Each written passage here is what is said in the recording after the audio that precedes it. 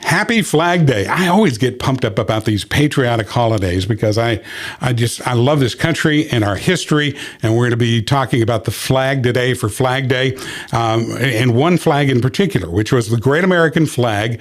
At the time, it was the world's largest flag, and it was sewn together right here in Evansville, Indiana. I have been following the history of that flag. We'll share that with you. I even know where it's at today. And we'll also tell you that before the program's over with. So stick around with us for This Week with Johnny Kincaid. Thank you for making us a part of your week. Appreciate you checking us out. Be sure that you share and like the program so that other people get a chance to find out about us as well. Also, subscribe so you don't miss any of the future episodes. And by all means, leave some comments because we love reading your comments on This Week with Johnny Kincaid. Now, in addition to this being Flag Day today, it's also the birthday of the United States Army. The Army was formed on June 14th of 1775, and exactly 2 years later, June 14th, 1777, is when Congress recognized the American flag and established it in legislation.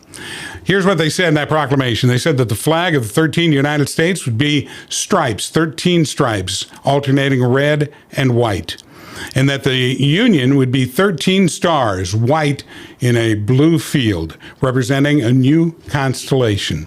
That flag has so much importance. I think it still does today.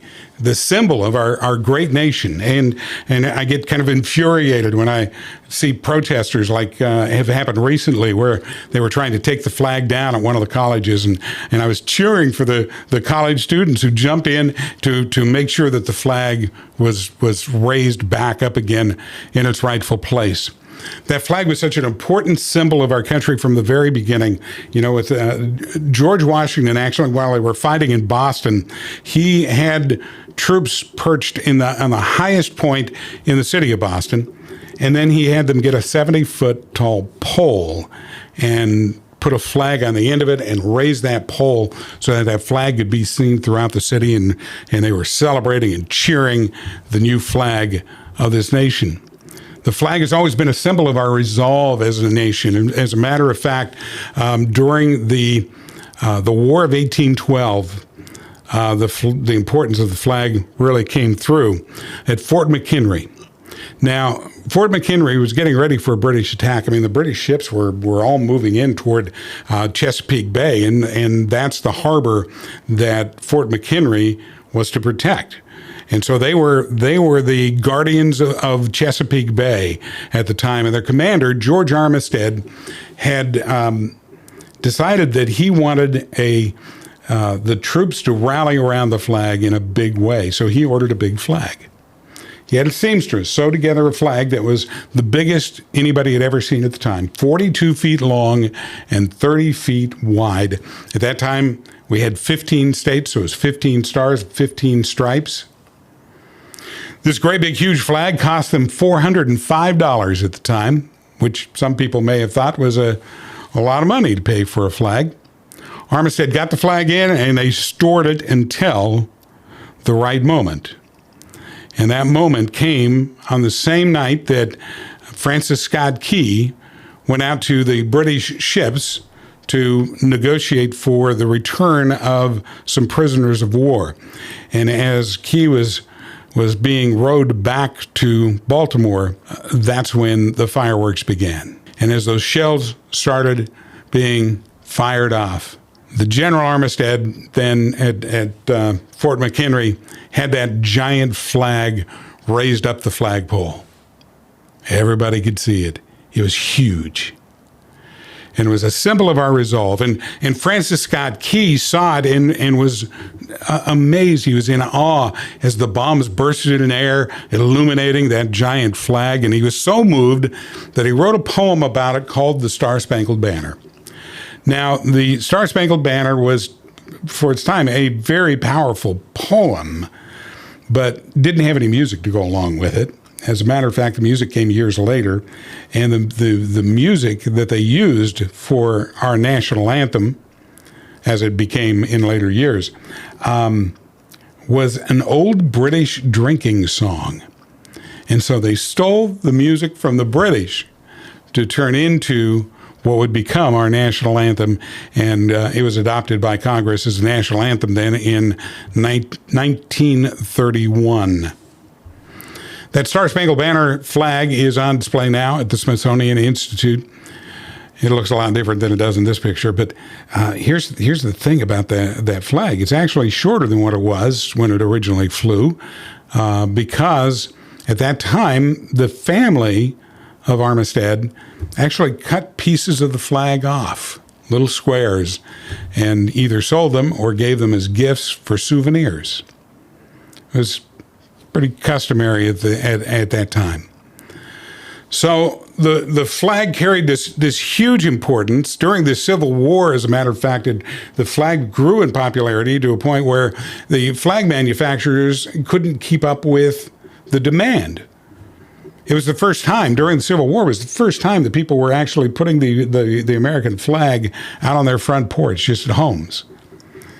And so the manufacturers were bustling to try to get all of these flags put out. And in the meantime, the soldiers were dying for that flag. I mean, quite literally dying for the flag. Here's the thing. During the Civil War, they used what were called flag bearers. These were the guys who carried the flag ahead of the troops. They were always in the lead. And if you're carrying that flag running out ahead of the guys with the guns, you don't have a gun. You are defenseless in just carrying that flag. And guys considered it an honor to be that flag bearer. And they would grab the flag and they'd go running ahead of the troops. And of course, the Confederate soldiers made a target of the flag bearers and they would shoot them. And if the flag bearer went down, the next closest person to him would run over, throw their gun down, grab the flag, and keep moving forward. And if they were shot, the same process would happen over and over and over again. Huge, huge significance to that flag. Now, big flags have popped up around the country in a lot of different circumstances. They used to carry them in parades about the width of the street. Not huge, but big. But there have been flags hung off of the Capitol building, very big. There was a department store that used to hang a flag big enough to cover most of the side of their building. And then there was the Great American Flag in 1980. But when we fast forward to that story, we actually have to step back from its manufacturing in Evansville and let you know what was going on in 1976, because in 76, of course, it was the bicentennial for this great country. And every little town in the country had a 4th of July parade scheduled and more fireworks than you can imagine. And of course, New York City was a just huge kind of center for all of this patriotic activity with all kinds of activities planned and national broadcasts of it all from New York City. And there was a marketing guy who actually had worked on Madison Avenue. He was one of if you've ever seen the show Mad Men, Lynn was one of the Mad Men. A guy by the name of Lynn Silverfine. He, by the time that 1976 rolled around, Lynn had moved into teaching about advertising as opposed to hustling advertising. And Lynn had thought about putting together just a nice float for the 4th of July parade in a little town in Connecticut where he was living. And one of his buddies and he got together and they started talking about the plans for this flag. And, the more alcohol that flowed, the bigger their plans got, to where it became an idea for a huge flag to fly in a very significant place, the Verrazano Narrows Bridge.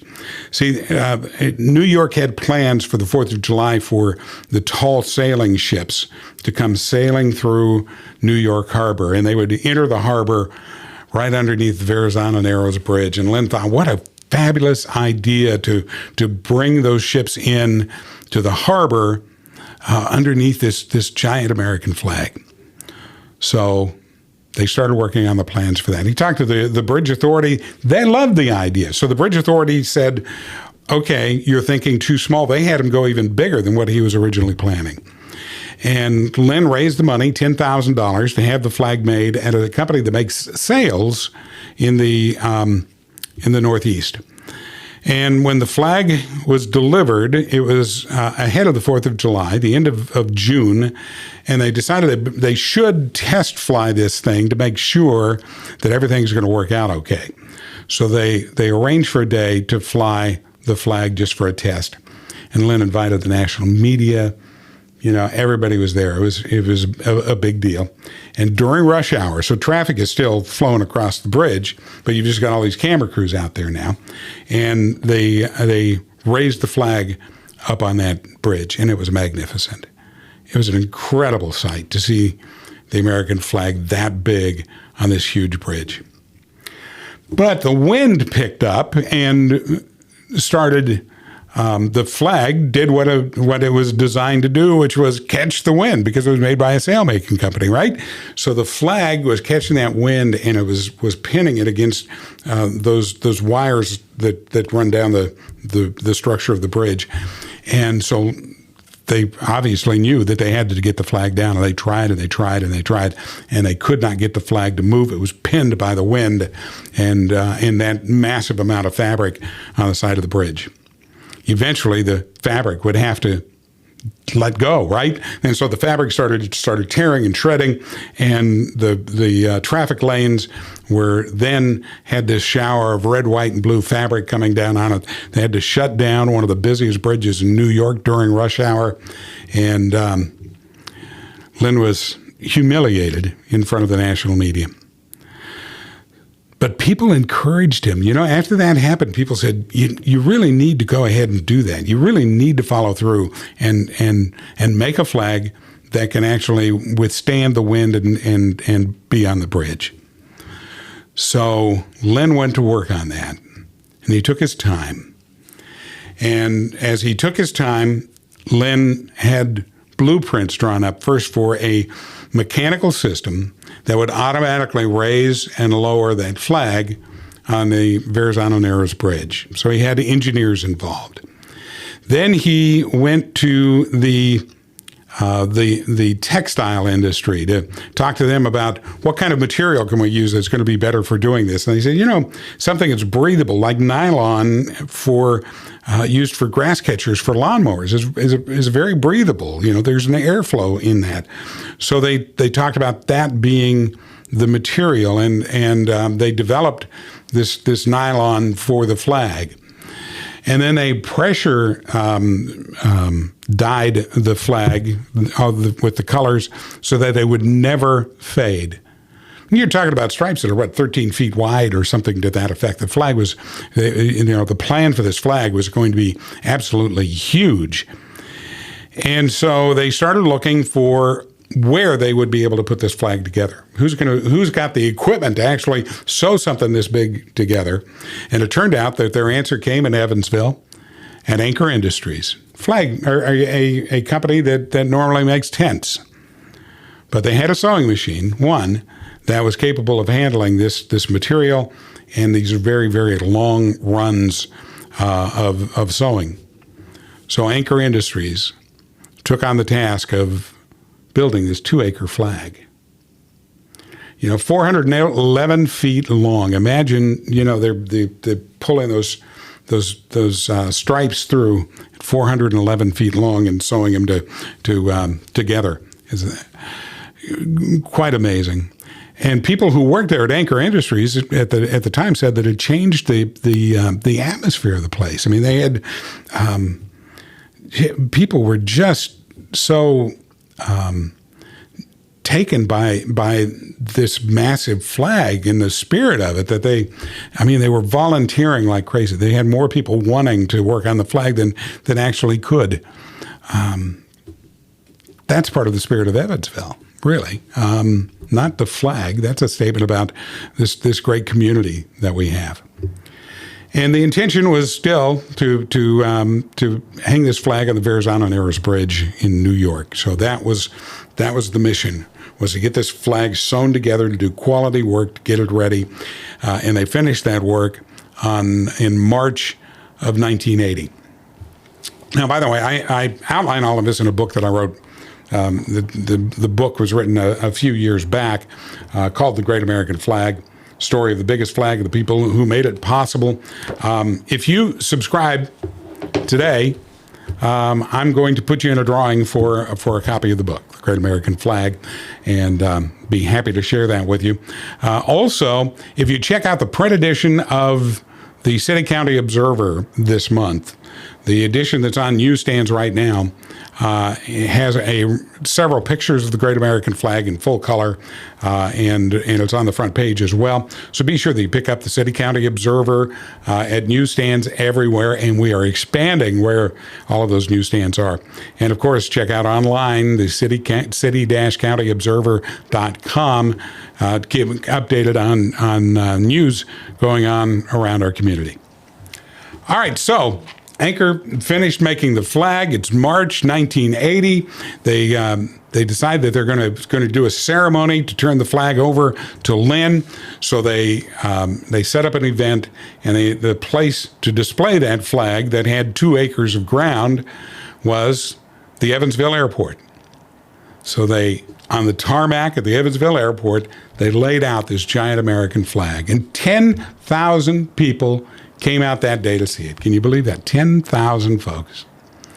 And Lynn Silverfine was there to receive the flag. While he was there, by the way, he made a gift to the city of Evansville, and that gift was one of the stars that was from the flag that was destroyed on the Verrazano-Narrows Bridge. And it has been stuck away somewhere. I have no idea where. And to my knowledge, nobody else knows where that star is hiding. But it's somewhere in the city, or it's been thrown out. We don't know. But I would love to see that star. Better yet, I'd love to have it. But if you can either tell us where that star is or bring it to me, I'll buy you dinner at Kavanaugh's. Dinner for 2 at Kavanaugh's, and give you a copy of the book. All right? So, because I would really love to see that. All right. After the display, the flag was then put into a semi-truck trailer. That truck and trailer were from Atlas Van Lines. Len Silverfine left Evansville on Flag Day. Left Evansville. He went about the task of trying to raise the money that was necessary for that system that he had the blueprints for that would raise and lower the flag mechanically, and that was going to be $600,000, which in 1980 was more significant, obviously, than that amount is today. And he just, people weren't donating. He couldn't get the money together.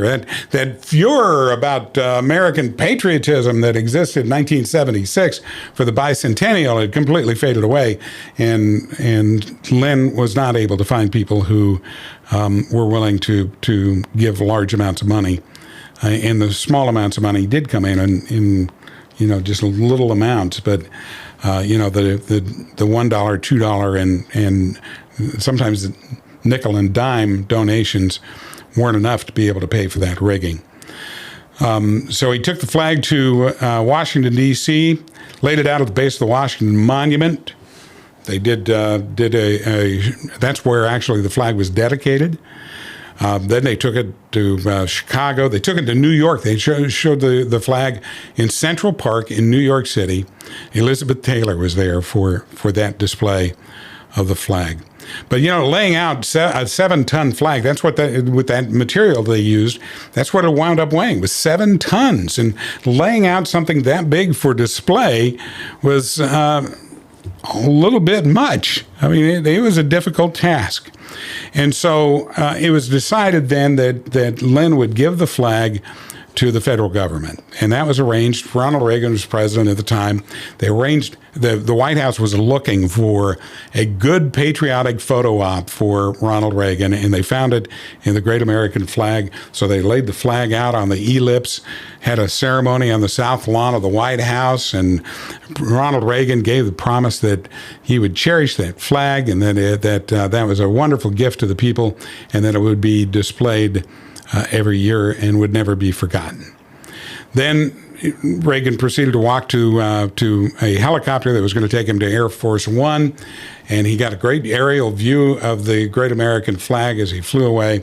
The flag then was put back in its trailer, taken to a warehouse for the General Services Administration, and the GSA just locked it away there, and it was forgotten for years. I mean, just sat in a warehouse for a long time. Well, then remember when the first Persian Gulf War happened, and Americans were whooping tail, in that, and people here in the Evansville area were reminded of that flag, and they wanted to see that flag come out and be displayed as a show of support to the troops. And we thought, they called at the radio station on my morning radio show, and we thought, what a terrific idea that is. So we got a hold of Congressman Frank McCloskey, and Frank was willing to come on board and help with getting that flag displayed as a show of support for the troops. And after he hunted it down and found it, and the date that we set was in March to display for the troops. And, they finished up the Gulf War so quickly, it just rolled through, that it, instead of a support for the troops event, it became a celebration for the victory in the plans. And we started working with the local media and people getting this plan all laid out. And it was a big story in Evansville, and the story made national news as well. Well, Lynn Silverfine, the creator of the flag, he caught wind of what we were doing, and he wasn't real happy about it because he was working on, we had no idea that he was working with Senator Dan Coates to get a display of the flag out for Flag Day that year. I was in my office and I was doing an interview with one of the TV stations because by this point everybody knew that there was friction about this display of the flag, and so I was in my office doing an interview with a TV crew, and our secretary poked her head in the door and she said, "Lynn Silverfine's on the line." And the reporters wanted to run the camera while I was on the phone, and I'm on the phone with Lynn, and I made sure that I had it in the handpiece, not on the speaker. And I listened to Lynn, and it's all they're catching from me. And Lynn was just like railing. But the thing that struck me was he was concerned about the condition of the flag, and that was the important thing. He said the flag was soiled and it needed to be cleaned. And there was no way that it would get cleaned before, March or April. And I said, we want the same thing here. So let's work together on the Flag Day display. And a couple of weeks later, Lynn is in Evansville. We're doing a press conference, and he's laying out the plans for cleaning the flag. Wilson Sporting Goods owned a golf ball factory in Tennessee, and they agreed to close down the golf ball factory for a couple of days, let the flag get laid out there on their grounds, and their employees and volunteers from the community would go out and scrub that flag and with push brooms. And that's how they got the flag cleaned, and it worked. It was great. The General Services Administration, however, showed up to pick up the truck and the flag before they dried out. It had been rainy over the weekend and cool in Nashville or in Tennessee. And so the flag was still wet. And the driver insisted that it had to be loaded up right now and taken back to D.C. So they loaded up the flag, they take it to D.C., it's dripping the whole way there. The flag gets out there, and somebody from the General Services Administration realized that they had 7 tons of wet fabric in the back of that truck, and they took it out to Andrews Air Force Base. I'm serious about this. This is the truth. They laid it out on the tarmac at Andrews Air Force Base, and they flew helicopters over the top of it. And the helicopter, as it hovered, helped to draw the moisture out of the flag. Real deal. That's how they dried it. So then we got the opportunity to display the flag for Flag Day at the base of the Washington Monument. It was a great day. I tied it in with the Evansville Freedom Festival. Had just an incredible time. The next year, the flag was displayed again at the Washington Monument. And then after that, it was stuck back in the warehouse. It was just too much trouble to display it. So they sold it as surplus. And a space museum in Kansas decided, of all places, decided to buy this flag. They were going to hang it from the side of their building. Once they got it there, they were told by their engineers they couldn't hang 7 tons of fabric from the side of the building. So now they've got this flag and they can't do anything with it. They decided then to turn around and resell it after they had it for a couple of years. And the History Channel somehow heard that they were going to sell this flag, and the History Channel talked them into doing it as an auction on the 4th of July on national television. So there's the deal. They're going to auction this flag off on a patriotic holiday and see what happens. So the auction's going on, and on the 4th of July, there's a stockbroker in Pennsylvania by the name of Ted Dorfman, who his wife made the mistake of leaving him home alone on the 4th of July, and he's flipping through channels on the TV, and he runs across this auction for this giant flag, and on a whim, he picks up the phone, and he calls in, and he makes a bid. Well, his was the winning bid, $12,500. Ted Dorfman in Pennsylvania bought the flag in August of 2001, or on July 4th, 2001, from this museum in Tennessee. The flag was shipped then with the truck out to Pennsylvania, and it arrived there in August of 2001. Then came September 11th, 2001. Ted watched on TV as some of the stockbrokers that he knew died in the World Trade Center. And then, of course, there was a plane that was crashed to the ground in Pennsylvania, less than 30 miles from where Ted Dorfman lived. So they decided that it would be only fitting that that flag come out for display as a way of kind of boosting spirits for people right after 9/11. And they did that. They went to a racetrack there, and they were able to lay it out for display. And it was there for the weekend. And, well, it was a rainy weekend, and the flag was wet. They couldn't put it back into the truck wet or it would mildew. So Ted had heard about the Andrews Air Force Base drawing of the flag, and he contacted a buddy who was a pilot to bring his helicopter out to the racetrack, and there they were after that weekend with a helicopter once again flying over the great American flag to draw the moisture out by hovering. Pretty amazing story. So the flag went back into storage. That was actually the only time that Ted Dorfman had it out for display, because it was, again, 7 tons, 2 acres, and a lot of trouble. So it, again, wound up just sitting and not going out for display. So Ted's son, Josh, he decided that he wanted to see the flag find a home. You know, Ted's desire was to actually get the flag in a permanent home somewhere.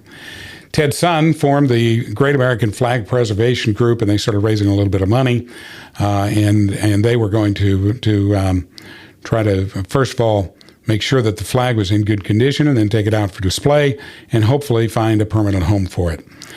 Well, they got it out for display and to examine it for what kind of condition it was in, and remarkably, it was still in really good condition. There were a couple of places where the dye had faded some and would need some touching up, but overall the flag was doing really well.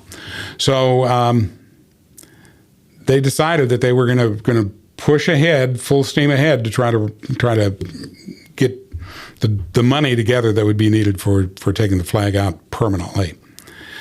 Then COVID hit. Like so many other things, COVID kind of wiped out the whole concept of raising money for that flag, because everybody's attention was elsewhere. And so that 411-foot long, 210-foot wide flag is still in that trailer that came from Evansville, from Atlas Van Lines. It's still there in Pennsylvania. And to be honest with you, nobody knows exactly what to do with a 7-ton giant flag.